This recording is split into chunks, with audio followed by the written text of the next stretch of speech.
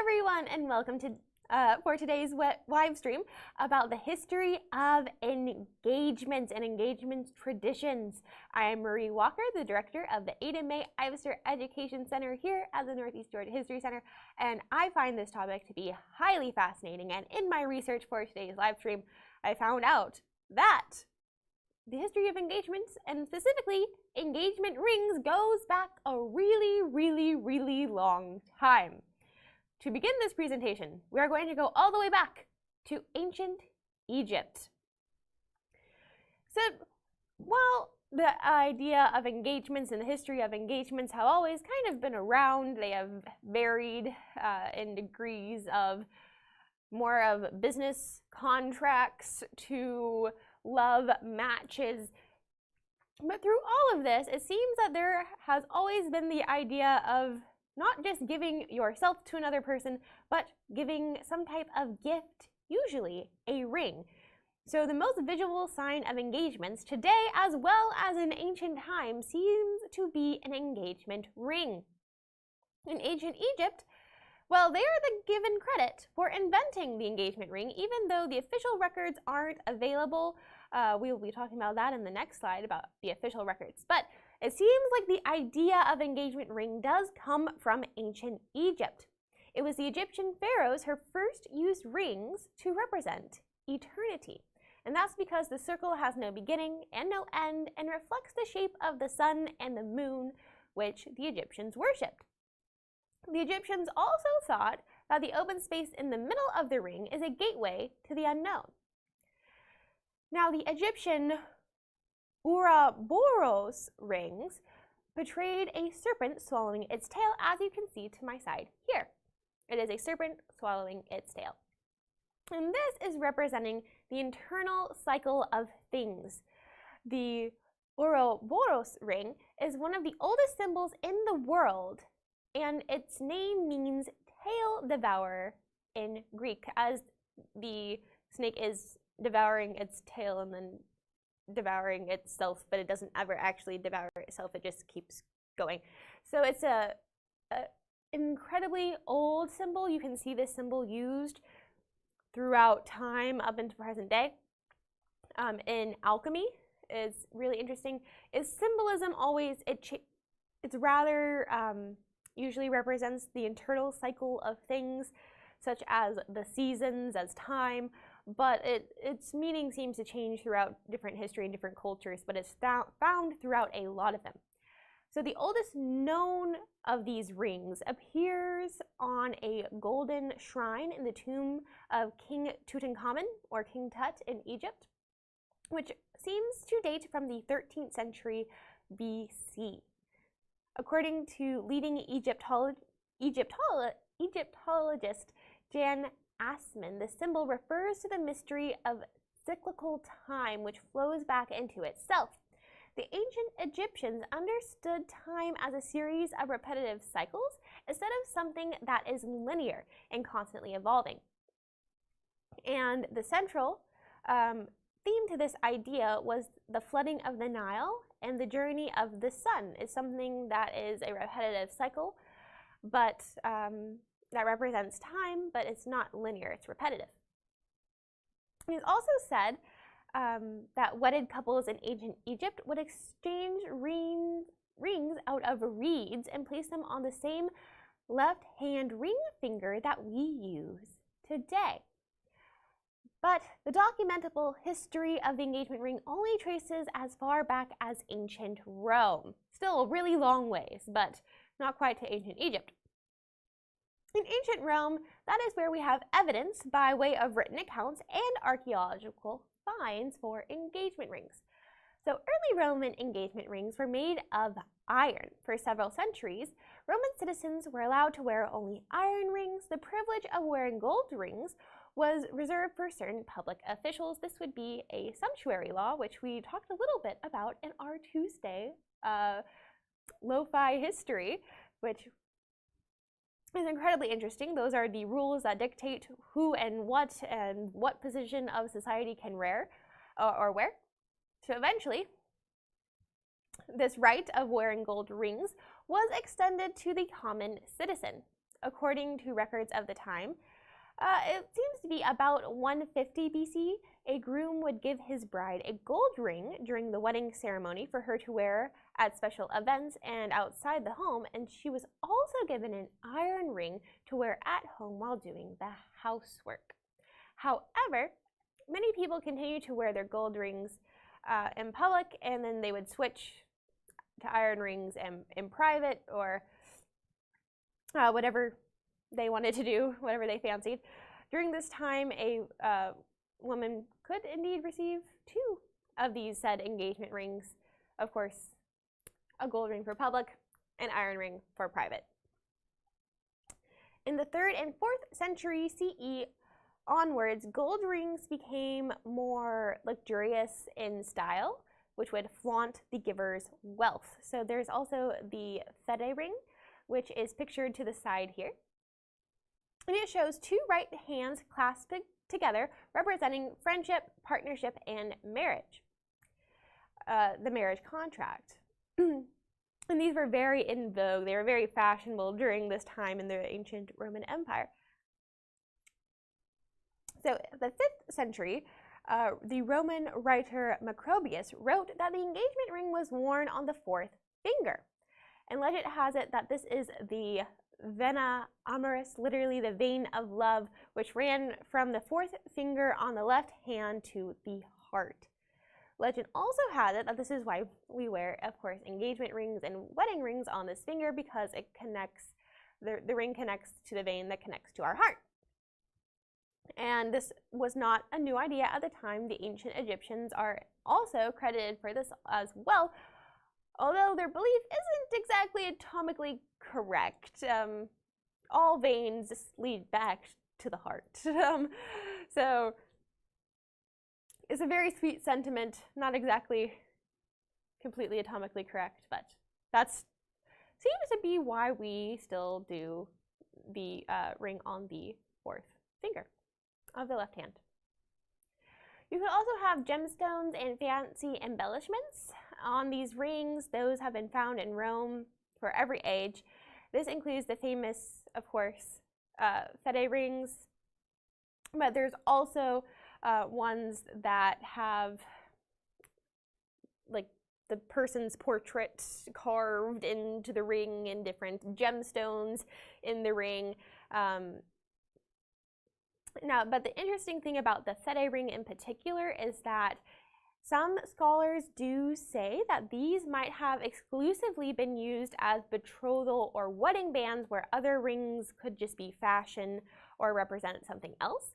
So it's very interesting to think that these are, in particular, betrothal or wedding bands versus something else. So we do have, it seems to be evidence of indeed an engagement, a betrothal ring, or a wedding ring. Now, the tradition of engagement rings did endure the fall of the Roman Empire, and we have accounts from a kingdom which came out of the fall of Rome. So the Visigothic kingdom. So there is the Visigothic kingdom there. It seems it's kind of where France, Italy is today, along the Mediterranean. So the Visigothic kingdom, or the kingdom of the Visigoths, was a kingdom that occupied what is now southwestern France and the Iberian Peninsula from the 5th to the 8th centuries. And in the 7th century CE, the Visigothic Code, which is a set of laws from this empire, stated that when the ceremony of betrothal is performed, and the ring shall have been given or accepted as a pledge, although nothing may have been committed in writing, the promise shall, under no circumstance, be broken. This is concrete evidence that there is the idea of being betrothed, an engagement, affianced, a fiancé, that there is this idea that there is an agreement before getting married.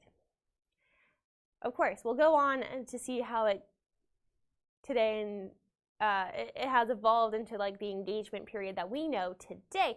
But there is very much the idea in the 7th century CE and before, because this idea just didn't get made up as the fall of Rome. We have evidence of it being in Rome and even farther back than that, that there is an idea that there is a ring that signifies getting married, a betrothal. And it seems like this betrothal is a very, very, it's not something to be taken lightly. It's very, very serious. So when you give this person the ring and that ring has been accepted, it is a binding contract that cannot be broken. Written by, it's the Visigothic Code, 7th century CE.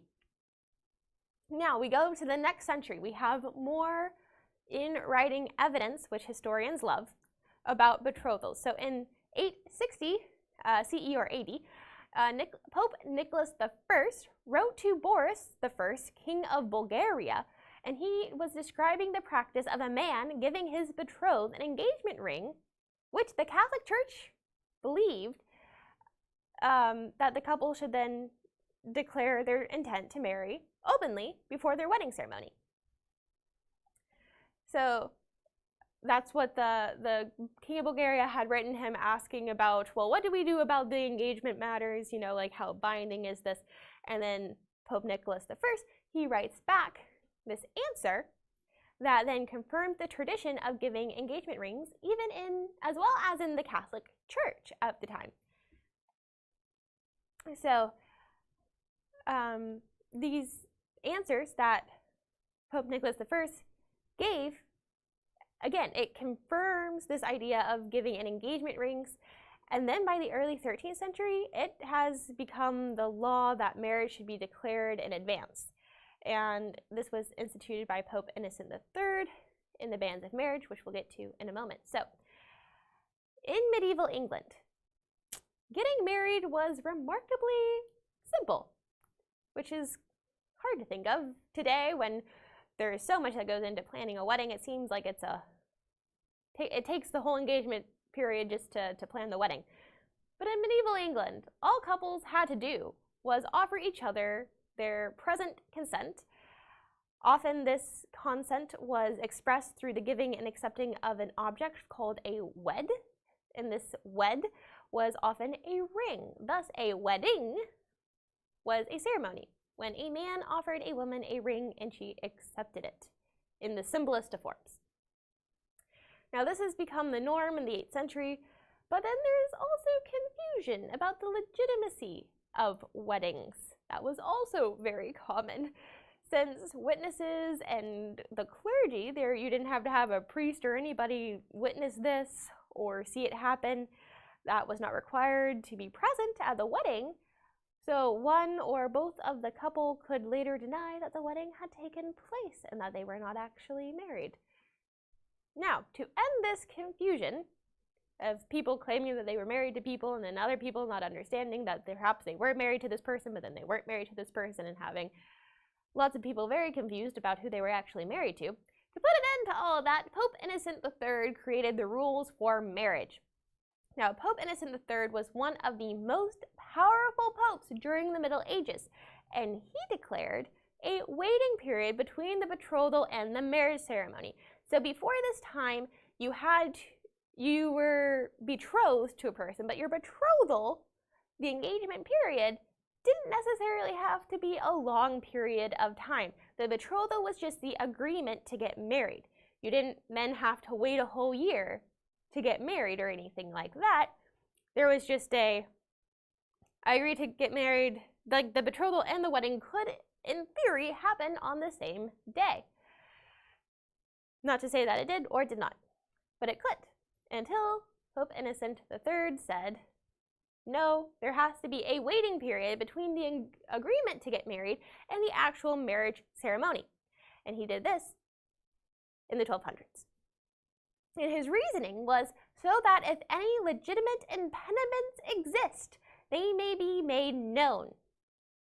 And that is basically, that way you declare that you're going to get married in front of everyone, open in the public, and that way, if someone who thinks that they're also married to you, they can say, hi, I'm not okay with this.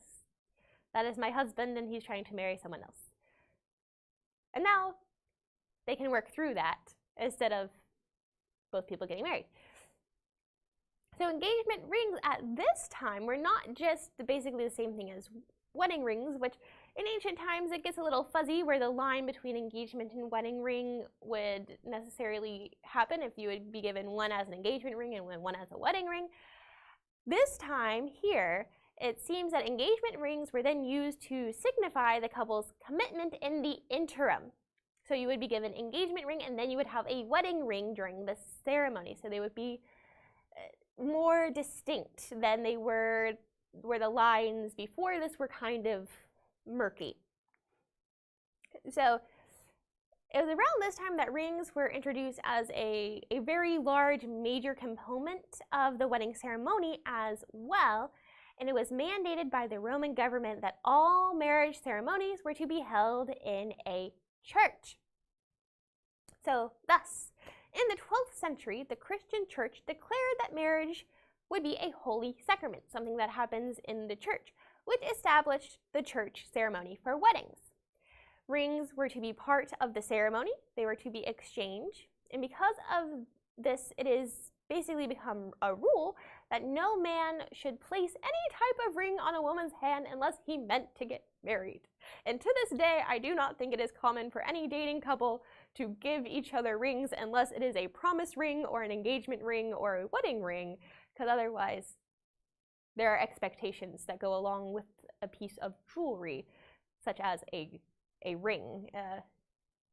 You would get, a necklace or a diamond earrings or something like that versus a ring, because a ring still has so much significance today, because you don't just give anyone a ring. So it is possible that during this time there are then the two different types of rings that emerge. There is as the church codified marriage in the 12th century. So here we see more of a split, a very distinct more of a split between the proposal engagement ring and then the church-sanctioned wedding ring, where they could have been the same thing, they could have been separate. It is, as I said, before this period, there are definitely rings that are involved with getting married and the agreement to get married, but the idea of having an engagement ring and a wedding ring really come more about in the 12th century. Still, a very, very long time ago. So now that there is this waiting time, this established waiting time between the engagement, the betrothal, and the wedding ceremony, European aristocrats, they begin to give engagement rings to their beloveds while they counted down the days until they could actually get married. Of course, we have the aristocratic class are giving far more extravagant rings than people of the lower class who still also had to wait. They could be given engagement rings. They might just give each other a nice gift to wait in the interim. We don't know, because there's the lower society gets the less physical evidence we have of what they did. But we definitely know that the upper class was giving each other very fancy wedding rings and engagement rings at this time. So the first well-known account of a diamond set into an engagement ring was in 1477, when the Austrian monarch Maximilian I presented his future wife, Mary of Burgundy, with an elegant diamond engagement ring. The engagement ring was set with flat diamonds in the shape of an M, the first initial or the first letter of her name, and this betrothal gift was the beginning of the new trend amongst European nobility, who started to wear more opulent jewelry to show off their wealth and their love for each other. So that is really the first diamond engagement ring. Up until this time, wedding rings and engagement rings didn't necessarily have to be a diamond. We have the idea today that engagement rings are supposed to be diamond rings, but that has not always been the case, and we'll get to that in several hundred years. Now we're going to talk about Posie rings. So Posie rings rose in popularity during the Renaissance and the Elizabethan eras. These rings were inscribed with poetry inside or outside the ring of the band of the ring. They're also spelled, Posie is spelled two ways. It's P-O-S-I-E or P-O-E-S-Y, because these rings derive their name from the French word posé, or poem, because of the short sayings which they were engraved with, which sometimes were religious, friendly, or romantic in nature. So these Posie rings were also popular in the later half of the Middle Ages, but they also then kind of, in the Renaissance time, they came back as things do. In medieval times, religion was very much a part of everyday life, and it was common for saints, figures, or religious texts to appear on the rings, as well as romantic expressions or expressions of friendship. So in this way, the rings function both as a religious and as a gift of love. So they were kind of a dual thing, especially if you're getting married in a church, which you had to do after Pope Innocent III said you had to. These could be used as religious, wedding gifts. Not necessarily, they don't have to be engagement rings or wedding rings, but they could also both be used to do that as well. Now, what if you are a Puritan in colonial America and you do not think jewelry is a good thing? You think jewelry is frivolous and you don't even wear shiny buttons because you're a Puritan, and that's just too much for you. But you still want to signify that you're getting married. So this is the very ingrained into society idea that to get married, you present someone with a gift. It doesn't necessarily have to be a ring. The Puritans would use a thimble. Yes, a thimble, to say, will you be my wife? So Puritan people, Puritan husbands, or husbands to be, would give their intended a thimble instead of a ring. That's because a thimble is practical, and a bride could use this to sow her dowry. So when we talk about engagements and we talk about dowries, up until this point, we have, even in Puritan colonial America, matches are made not so much out of love, but out of either necessity, political alliance. Your family has the piece of land next to my family. If we get married, then we can have all the land together consolidated for our children. Those are things that are probably more important, especially to the upper class people, than to the lower class people when they're trying to decide who to get married. If you are a lower class person, you might have more of a chance to actually marry for love, or to marry someone that you really care about, because you don't really have to worry about political alliances when you're poor. But you also have to worry about things like, is this person going to be able to, help me farm the farm so we don't die? So you would want someone who would be able to be strong and provide for you, and be a good complement, be a good mate. So colonial Puritans, well, they had to think about those things too. And sometimes you would be given a dowry when you had decided that you had found the person that you would want to marry for various reasons. A dowry is something that the girl or the lady brings with her into the marriage. So some people consider it like the payment that kind of comes with the girl, or what the girl brings to the marriage. Could be 100 heads of cattle, could be the land, could be clothes, or a chest of cloth goods to be used in the home. And that is what the Puritan thimble kind of represents. It's, here is a thimble. Now you can go and you can sew all of the clothes and the textiles for our new home, and then that's like your dowry. Is basically, yeah, here's this, you can use it to help sew your dowry, and then we can get married.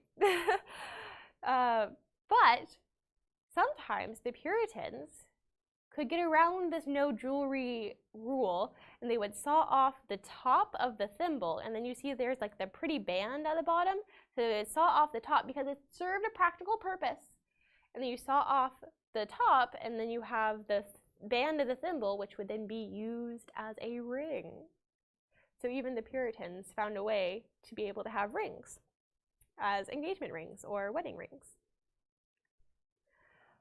All right. So another theory about where a wedding ring and an engagement ring kind of come from is that in jewelry, there is a thing called a keeper ring. And there is a keeper ring. It is a close-fitting ring, usually of simple design or more simple design, which is shown on the, it's worn on the finger to prevent another more valuable ring from sliding off that finger. So there was a custom of giving brides keeper rings, and that began in 1761 when King George III of England and his intended Princess Charlotte, that's when King George III gave Princess Charlotte a keeper ring. So George gave Charlotte a gold band encrusted with diamonds prior to their wedding. That is this ring right here, seen at the side. It also could be considered a Posie ring because you can see there is a description down on the bottom side there. So these keeper or guard rings later served to protect the wedding ring, or perhaps if they have a very fancy wedding ring, from slipping off the finger.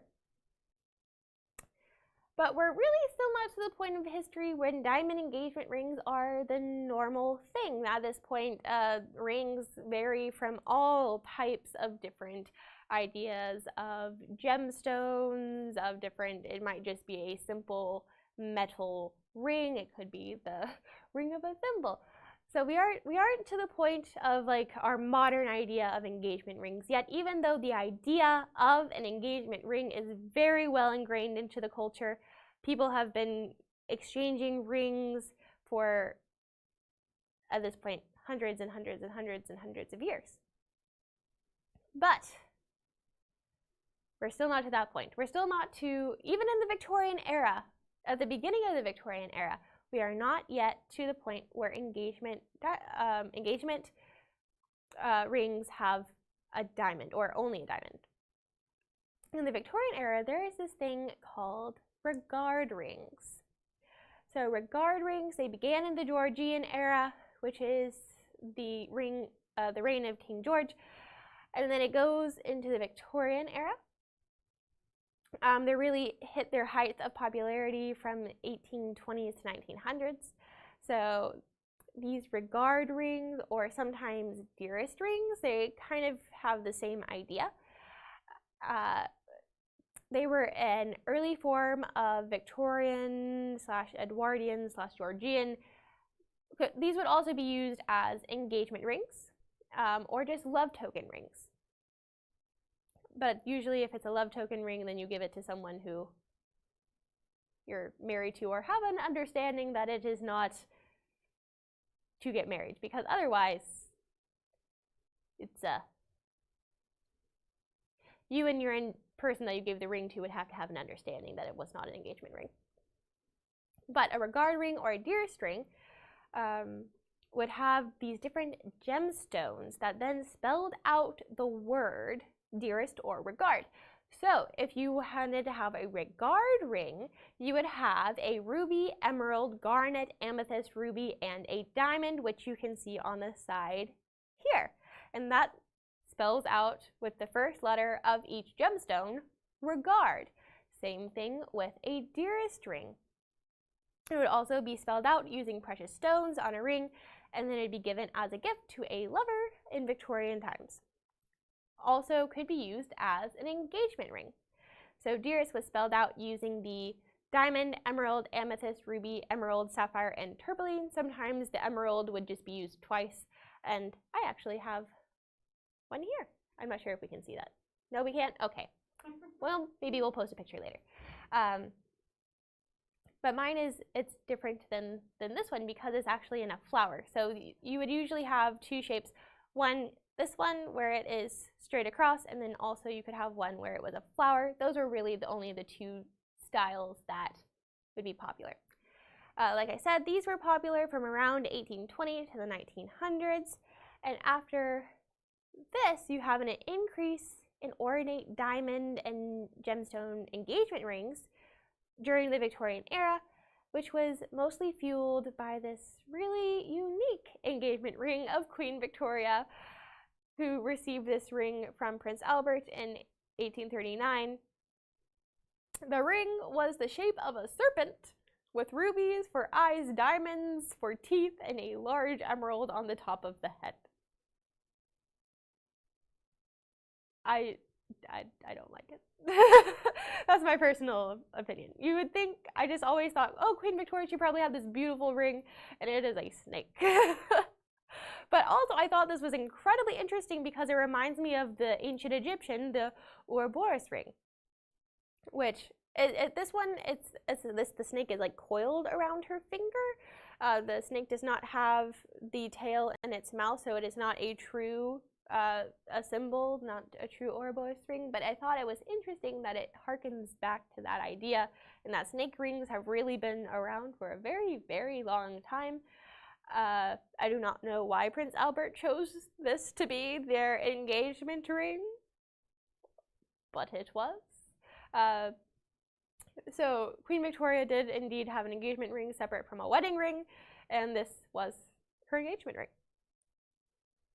Now, diamond engagement rings became incredibly and increasingly popular and during the Victorian times due to Queen Victoria's famed love for diamond jewelry, so she really popularized diamonds.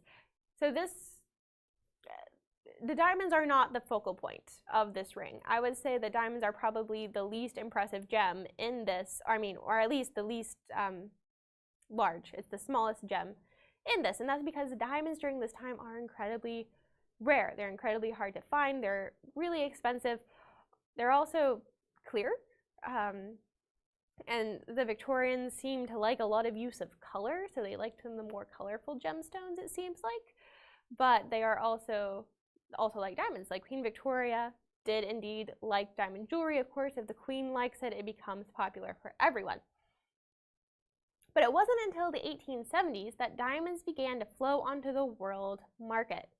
So at this time, in the 1870s, miners in South Africa hit pay dirt, discovering vast deposits of diamonds. And as diamonds became increasingly common, well, there's a lot of diamonds, supply and demand, the price began to fall. So in hopes of kind of propping up the price, the owners of the South African mines decided to band together and form a single company, which was called De Beers, which will come back in a little bit, in a few slides, so remember the name De Beers. But because in the 1870s, diamonds began to pour onto the world market, well, we have more people using diamonds in rings because they're more affordable, they're more accessible. Now, we're going to go back to our etiquette book, and we are going to look at what this book that we looked at a couple weeks ago, what it had to say on Victorian courting. Well, now we're going to see what it has to say about engagements, and I think this is one of the very interesting things that will shed some light on how the Victorians perceived engagement. So, in case you didn't join us for our Victorian courting live stream, this book is The Manners, Culture, and Dress of the Best of American Society, which was published in 1891. And the book says, when a gentleman is accepted by the lady of his choice, the next thing in order is to go at once to her parents for their approval, which I think is interesting, because a lot of times in today's society, we think that the gentleman is supposed to go to the parent before he asks the lady. So this is kind of a little bit of a flip-flop. So once the gentleman has been accepted by the lady, he is then to go to the parents for their approval after. And at this meeting, when he is to go and meet the parents, he is to present the practical side of the engagement.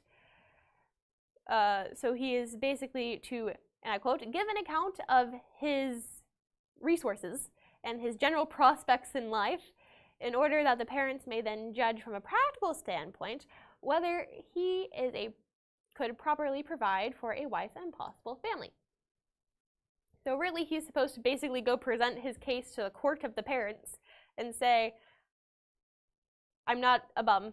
Please let me marry your daughter. She would like to marry me. So basically he's supposed to go, and the parents are kind of like supposed to like vet him to make sure that he is indeed able to support their daughter financially at a time when women are not supposed to work outside the home. So after the engagement is made between the couple and ratified by the parents, it is customary in polite society for a young man to affix the seal of this engagement by some present to his affianced. This is one passage that I have found particularly interesting. It's not that you, like today, the gentleman is supposed to get down on one knee and present the ring and ask, will you marry me? The ring comes at the end. The ring does not come at the beginning at this point. At this point, you have the talk, you go to the parents, and then once the engagement is already settled, to kind of celebrate the end of the engagement, you then get the ring, which I thought was incredibly fascinating. It's kind of backwards how we do it today, but it still has all the kind of same components of how we do it. We just literally do it backwards from the Victorians. Today, or perhaps more of the 1900s sentiment is the gentleman, and traditionally, the gentleman would buy the ring, he asked the father for the blessing, and then he asked the girl. But that's literally the complete opposite of what it says to do in the 1890s. So, the book also has some interesting things to say about the ring, or this present that you are to give to affix the engagement seal. It says this present is usually a ring. It doesn't have to be a ring, but it is usually a ring. And among the wealthy, it may be of diamonds, a solitaire or a cluster, and as expensive as the young man's means will justify. Which I found to be incredibly interesting. Because here the book is saying it doesn't have to be a diamond ring. It doesn't have to be a ring. But that is already to the point where it is printed in a book about manners, culture, and dress of the best of the American society, that a diamond ring is rather the expected choice to give to the affianced. And of course, it can be as expensive as you want it. But then it goes on to say that the ring is not necessarily a diamond one. It may be of other stones, or it may be an heirloom of the family, precious more because of its association with antiquity and the quaintness from it that has nothing to do with its actual monetary value. Also, I found this to be incredibly interesting because the book literally says that it doesn't have to be a diamond ring. But there already is this societal expectation that it's supposed to be a diamond ring. But it still doesn't have to be. It doesn't have to be today. I know couples who have presented seashells to each other rather than rings to signify their engagement.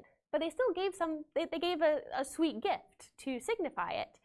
So I think it's just incredibly interesting how that just continues, that there is somewhat of an expectation that it should be a ring, but it doesn't have to be. There's an expectation that it should be a diamond starting at least already in this time period, because after they discovered all the diamonds in the 1870s, by even the 1890s, diamonds have become far more popular, also thanks to Queen Victoria liking diamond jewelry. But it doesn't have to be. Because the book does say that all lovers cannot afford to present their lady loves with diamond rings, but all are able to give them some little token of their regard, which will be cherished for their sakes, and which shall preserve and serve as a memento of a very happy path to the end of their life. So as I was saying, doesn't have to be a ring, but you're supposed to exchange like a little something to signify that you got engaged, which seems to be what you're supposed to do going back literally, at least at this point, several thousand years. And now I thought this was, I say this about all of them, all of these quotes, but incredibly interesting. The engagement ring should be worn upon the ring finger of the right hand. That's the first time I've ever seen any indication that the ring finger is not, it should not be on the left hand. I assume that this means that the engagement ring should be worn on the right hand, and then the wedding ring should be worn on the left hand. But it does not say anything necessarily about the wedding ring. The book also says that sometimes it is necessary to break off an engagement. Many circumstances will justify this. Indeed, anything which may occur or be discovered which shall promise or render the marriage an unsuitable or unhappy one is and should be accepted as justification for such rupture. Still, breaking an engagement is always a serious and distressing thing and ought not to be contemplated without absolute and just reason. This is the first time where we see, in this presentation at least, there is or how to break an engagement. In the 800s, it seemed that once you had given that ring, it is a binding contract. You are as good as married. You just haven't had like the ceremonial aspect of it yet. Here, in the Victorian times, it seems that it has kind of come to the point, and I really think that this started in 1215, when there was so much confusion about marriage, and that's why you have the engagement period, is because an engagement is really, it's made to be broken. Because the engagement period is the time when you have set up, this is what I want to do, you announce it to the world, and then you kind of wait to make sure that nothing serious or distressing occurs or happens. Because if something does, well, then the engagement is to be broken before you actually get married. So I think that is an interesting thing that the Victorian really, and I'm sure it's happened before this, we're just looking at this engagement rule book from the 1890s. I really think that's really what it started in the 1215s, and we see it still in the 1890s, that the engagement period is really a period of testing and trial, and it's kind of like a trial marriage. That's when you're supposed to make sure you really want to go through with the actual wedding. Now we're going to fast forward a little bit. So remember De Beers? Well, in 1947, they came up with the slogan, "A diamond is forever." And it was a fantastic marketing project of this company, because in 1939, only 10% of engagement rings had diamonds. It was really only the extremely wealthy, the upper class, they weren't that popular, all could have played into why only 10% of engagement rings in 1939 at the end of the Great Depression had diamonds. But by 1990, the number of diamond engagement rings exceeded 80% of all engagement rings. Now, this campaign, "A Diamond is Forever," was an incredible feat of marketing, which basically encouraged people to buy diamonds because, like your love, the diamond is forever. Now, they also enhanced the glamour of diamonds by giving Hollywood actresses diamonds to wear in their movies. And in doing this, De Beers made diamonds glamorous symbols of romance by also recruiting Pablo Picasso and Salvador Dali to illustrate their ad posters. So De Beers communicated that diamonds were works of art by getting those very famous artists to, well, create art with their diamonds for their marketing. Now, in 1953, Marilyn Monroe made "Diamonds are a girl's best friend" a household phrase while performing a musical number in the movie Gentlemen Prefer Blondes. in this movie, Lorelei Lee and Dorothy Shaw, Lorelei Lee is Marilyn Monroe, Dorothy Shaw is Jane Russell. Well, they are American showgirls and best friends. And now Lorelei has a passion for diamonds, believing that attracting a rich husband is one of the few ways a woman can succeed economically. And she is engaged to Gus Esmond, a naive nerd willing to buy, well, anything for her. However, Gus is under the control of his wealthy upper-class father. Contrary to this, Dorothy, on the other hand, is looking for a different kind of love, attracted only to men who are good-looking and fit. Well, the musical is filled with comedic situations and musical numbers and has a, it's widely regarded as a classic. Here we have a still from the movie. This is Marilyn Monroe in the number Diamonds Are a Girl's Best Friend, where, well, she goes on for about 3 minutes about why diamonds are a girl's best friend. Which, this movie was incredibly popular. Marilyn Monroe, still to this day, is considered an icon for glamour, for attractiveness, and this idea of diamonds, well, goes literally hand in hand with her. All right, so now one of the biggest traditions that we think of today, besides the engagement ring, is the gentleman or even the lady, but usually someone gets down on one knee. This, while we think of it as such an integral part of the engagement, it appears largely to be a modern invention, but it is not clear how it originated. Well, it's clear how it originated. It's not clear why it became popular. So, odds are, if your grandmothers or mothers got engaged in the early 1960s, or perhaps you yourself, please weigh in on this subject. Did you have a one-knee proposal? Because one article I read that was saying odds are if it was early 1960s or before, that odds are it would not have been a bent knee proposal.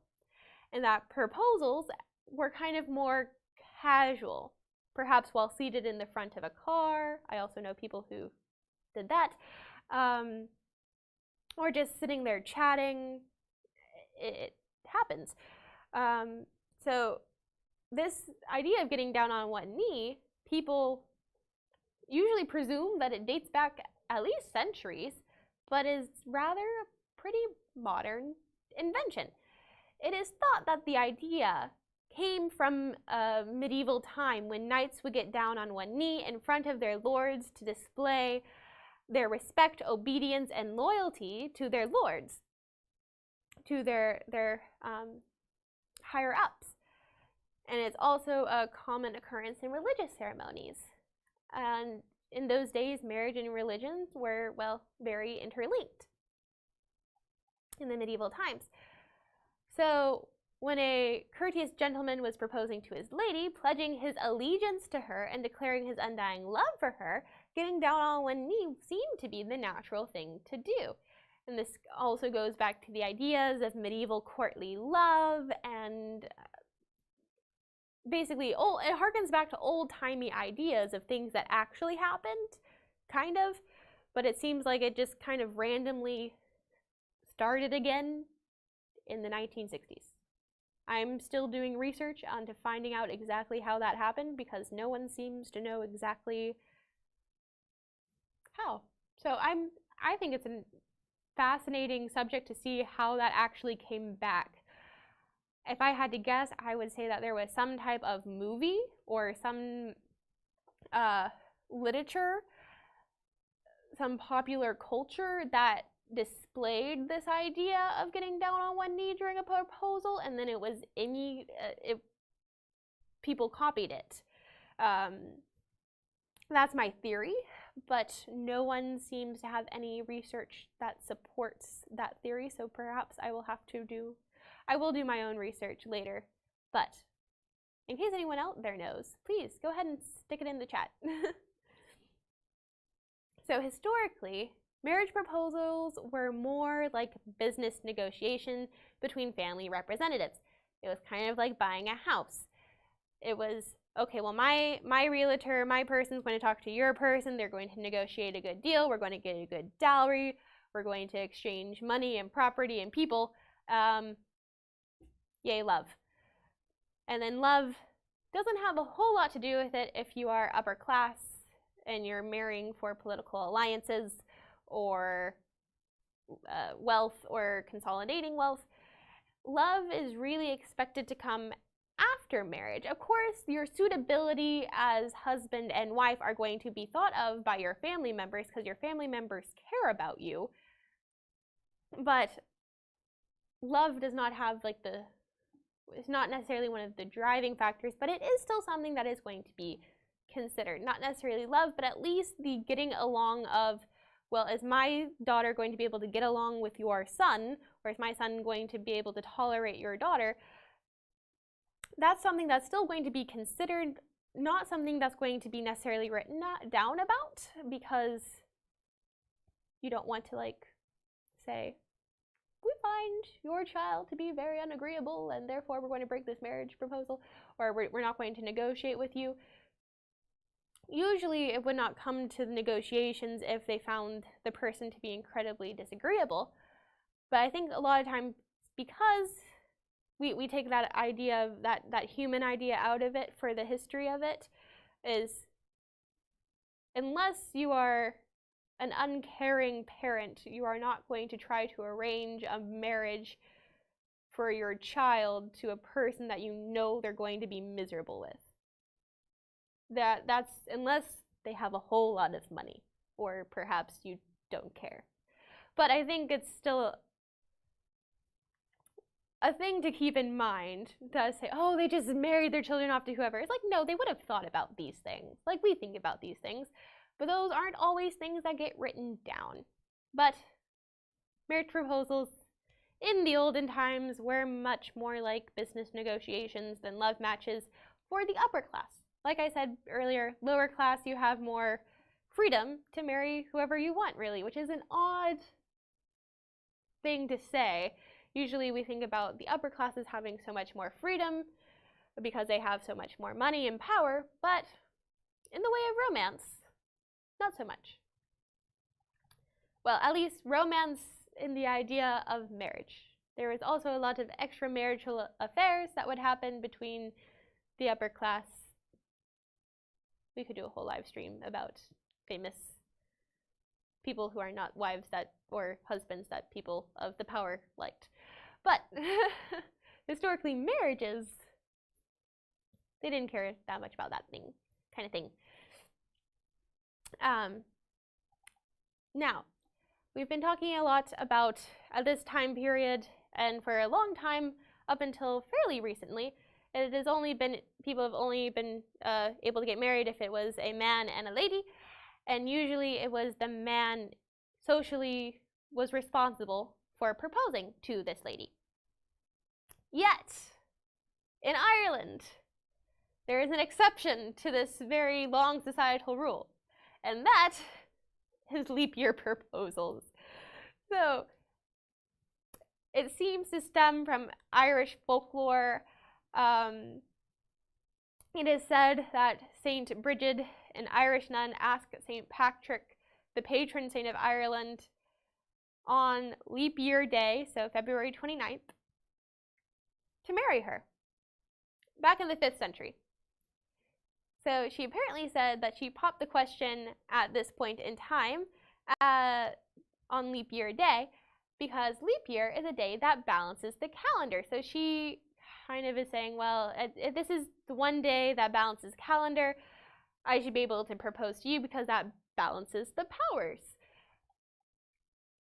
But sadly for Saint Brigid, St. Patrick turned her down, but he was very kind about it. He gave her a kiss on the cheek and a silk dress to make up for it, and then also decreed that women could forevermore propose on this one day in February during the leap year. So there have been movies made about this, like the movie Leap Year, where this lady, it is a romantic comedy, and this one lady, well, her boyfriend just won't propose, and she's kind of to the point of, well, I want to get married or we're going to break up, and he's not going to propose, but he has a business trip to Ireland on leap year day. How convenient. So then she travels to Ireland in an attempt to propose to him on this one day where she can't. And anyway, it's a whole romantic adventure. Does she end up with the boy? Does she propose to him? Watch the movie and find out. I won't spoil it. But it's a very interesting movie that is centered around this idea that a lady can propose on leap year day, and that's like the one time where they can do such things. Interesting. Of course, today, anyone can really propose to anyone, so. Let me know if you have any questions. I know I did not cover literally everything about engagements from ancient Egypt to today. I was focusing more on the very tangible symbol of the engagement ring, and then commentary about the idea of engagements going farther out from that. We also covered a lot of ground and a lot of time today, so please let me know if you have any questions. All right. Hello, everyone. This is Libba from behind the scenes. I do see that Sue says that she would totally rock a snake engagement ring. So we've got one fan at least. That is fascinating about Queen Victoria. I would not have expected that either. I looked it up and I was like, interesting. Right, right. Not what I expected for Queen Victoria. And then we also have a fun story from my mom, Amy. Hey. Amy is here. And yes, so she said that I actually proposed to Ron, my dad, her husband, on Leap Day in 1984 with an ice cream cake with the proposal written with icing on top. How sweet is that? Yes. Oh, I love Super that. cute. And Amy's also curious, do we know of any famous proposals from women to men in history? Interesting. I was doing a little Googling and I did find out. Well, Queen Victoria. Oh, yeah. So Queen Victoria proposed to Prince Albert? She did, because she is queen. He cannot propose to her. That's right. So Which is very interesting. It was, so in a sense, it was more of because of tradition. Yes. That she proposed to Prince Albert. That's fascinating. Yes. So she is queen. He cannot actually propose to her because she is indeed the queen. So she does indeed propose to Prince Albert. Of course, at this time, sometimes people have, like Queen Elizabeth I, people would propose to her all the time. So it does seem that there is a little bit of a precedent that a man could propose to a queen monarch. But it seems to be Queen Victoria, it's rather documented that she was the one who proposed to Prince Albert.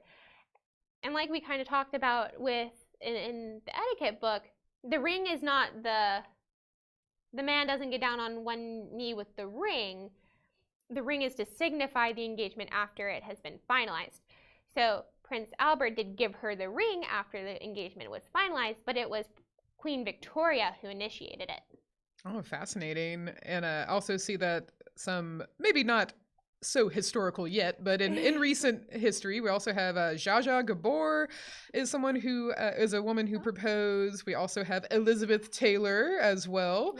And a few other women like current actress Kristen Bell as well. Of course, that's probably more the case these days. And even Judge Judy herself. Nice. Nice. So let's see. We also have a question from Susan Palmer asking, in Sense and Sensibility, it seemed like it was okay for a woman to break an engagement, but not a man. Was that a common way of thinking back then? I can't necessarily speak to all of what everyone was okay with at that point. It does seem like, just from the research and from this talk, it seems like since the man is the one who initiates it, it's weird, it's more strange since he was the one who had all this time to think about and initiate. Since he's the one who initiates it, it seems like more strange to take back that, since he's the one who initiated it, versus while the lady was the one who said yes, but then could have had like a day to think about it and then say no. Also, this could just be from Jane Austen's own experience and her own life experience, because she is indeed the author of Sense and Sensibility. Jane Austen had a marriage proposal that she accepted and then slept on, and then the next day broke off. So it could be that she is not going to treat characters who acted like herself harshly in her own writing. Makes sense, yeah. And we also have a question about at what point in history did men start wearing wedding rings? It seems like in the 1215, when Pope Innocent III created the bands of marriage, that you are then to give each other rings during the actual wedding ceremony.